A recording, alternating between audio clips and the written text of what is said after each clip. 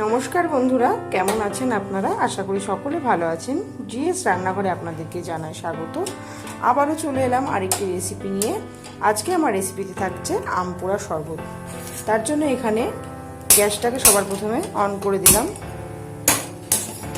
আর এখানে একটা রুটি ছাঁকনি নিয়ে নিয়েছি। এবারে আম দুটো বসিয়ে দেব। আম দুটোকে খুব ভালোভাবে পুড়িয়ে নেব। এই গরমে আমাদের কিন্তু সবারই মন চায় ঠান্ডা জাতীয় কিছু খেতে, সেটা শরবত হোক বা লস্যি হোক কিংবা আম পোড়া শরবত। তাই জন্য আজকে আমি আম পোড়া শরবত তৈরি করব। আপনাদের কাছে অনুরোধ রইল আপনারা পুরো ভিডিওটি প্রথম থেকে শেষ পর্যন্ত দেখবেন, আর আমার চ্যানেলে নতুন বন্ধু হয়ে থাকলে চ্যানেলটি সাবস্ক্রাইব করার অনুরোধ রইল। এই সাইডটা বেশ ভালোভাবে পুড়ে গেছে, এবারে উল্টে দিয়েছি। অপর যে পাশটা বাকি আছে সেটাও ভালো করে পুড়িয়ে নেব, তবে আমটা পোড়াতে কিন্তু একটু সময় লাগবে।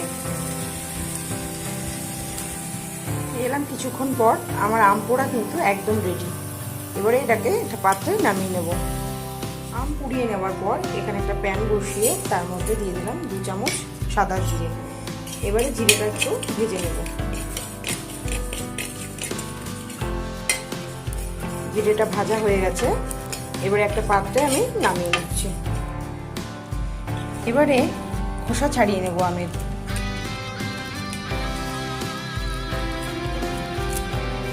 খুব সুন্দরভাবে পুড়েছে, খুব সহজেই সেদ্ধ হয়ে গেছে আমের ভেতরটাও, খোসাটাও খুব ভালোভাবে উঠে আসছে।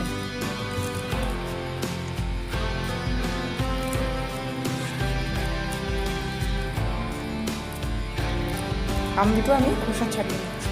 আম খোসা ছাড়িয়ে নেওয়ার পর আমের ভেতরের যে পাল্পটা সেটা আমি হাতের সাহায্যে চটকে চটকে বার করে নিচ্ছি। এটা আপনারা চাইলে কোনো গ্রেটারের সাহায্যে গ্রেট করে নিতে পারেন।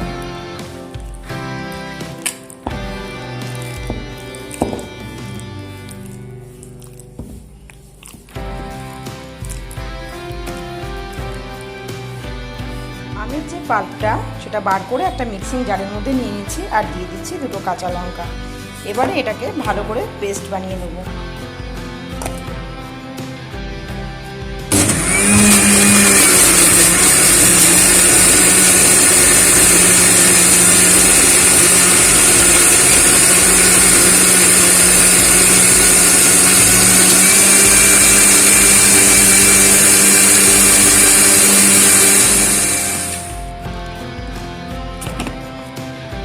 এই যে খুব সুন্দর একটা মিহি পেস্ট তৈরি হয়ে গেছে।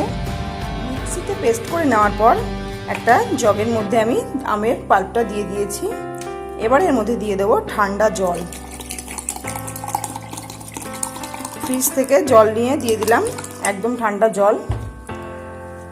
দিয়ে দিচ্ছি পরিমাণ মতো চিনি, আর দিচ্ছি বিট নুন।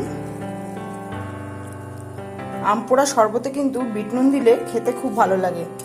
এবারে খুব ভালো করে চিনিটা গলা পর্যন্ত এরকমভাবে নাড়াচাড়া করতেই থাকবো।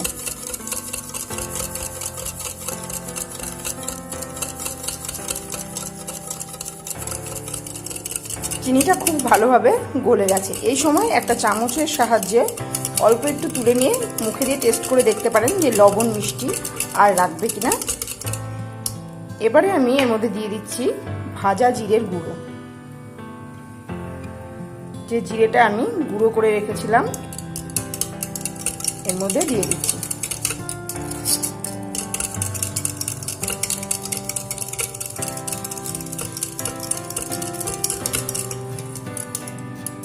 আমার আম পোড়া শরবত কিন্তু একদম তৈরি হয়ে গেল।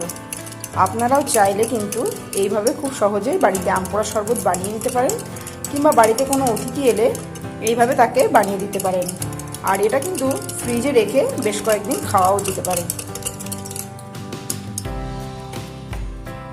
আম পোড়া শরবত তো প্রায় রেডি হয়ে গেছে। এবারে আমি বরফ দিয়ে দিচ্ছি গ্লাসের মধ্যে। 3 টুকরো করে বরফ দিয়ে দিলাম।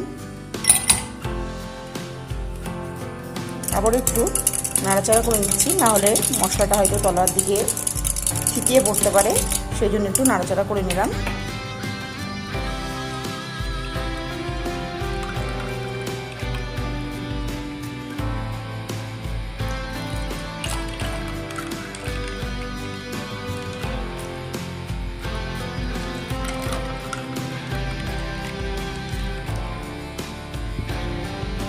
একদম রেডি আম পোড়ার শরবত। আমার আজকের রেসিপি কেমন লাগলো আপনারা অবশ্যই জানাবেন। ভিডিওটি ভালো লাগলে লাইক শেয়ার কমেন্ট করতে ভুলবেন না। আজকের মতো শেষ করছি এখানে, আবারও হাজির হয়ে যাব নতুন কোনো রেসিপি নিয়ে। ততক্ষণে ভালো থাকবেন, সুস্থ থাকবেন, ধন্যবাদ।